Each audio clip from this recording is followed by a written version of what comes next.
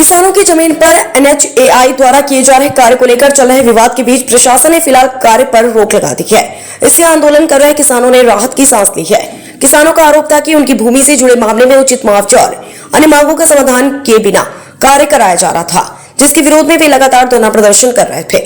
बुधवार को NHAI और प्रशासन की ओर से कार्य शुरू कराए जाने की सूचना मिलने पर किसानों में आक्रोश फैल गया।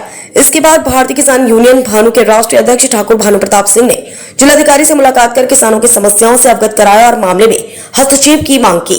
भाक्यू भानु का कहना है कि जिलाधिकारी से वार्ता के बाद प्रशासन ने कार्य को रुकवा दिया है। संगठन ने कहा कि जब तक किसानों को उनकी भूमि का उचित मुआवजा और वैधानिक अधिकार नहीं मिल जाते तब तक आंदोलन जारी रहेगा। किसानों ने प्रशासन से मांग की है कि उनकी समस्याओं का शीघ्र समाधान कराया जाए।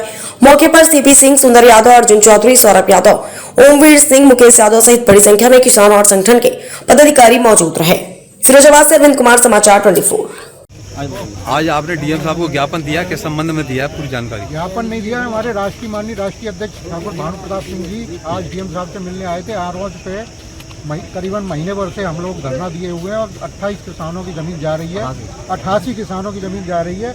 लेकिन प्रशासन केवल SDM साहब जो गजेंद्र पाल सिंह जी हैं वो अपने उसमें रहते हैं कि कैसे भी मेरी वाहवाही रहे, मैं हीरो बना रहा हूँ। वो हीरो नहीं बन पाएंगे। वहाँ के किसानों को उनको मुआवजा दिलाना पड़ेगा, जो कि NHAI के जो ज़मीन अधिग्रहण कर रही है उसका वो नाप तोल नहीं कर पा रहे। इस संबंध में DM साहब से राष्ट्रीय अध्यक्ष जी और हमारे ओमवीर सिंह, हमारे भाई साहब CP सिंह भाई साहब वहाँ के जो नेतृत्व कर रहे हैं उस धरने का, वो सब मिले थे और DM साहब ने काम रुकवाया है। और आगे जब कार्रवाई हो जाएगी और उसकी नाप हो जाएगी तभी काम स्टार्ट होगा।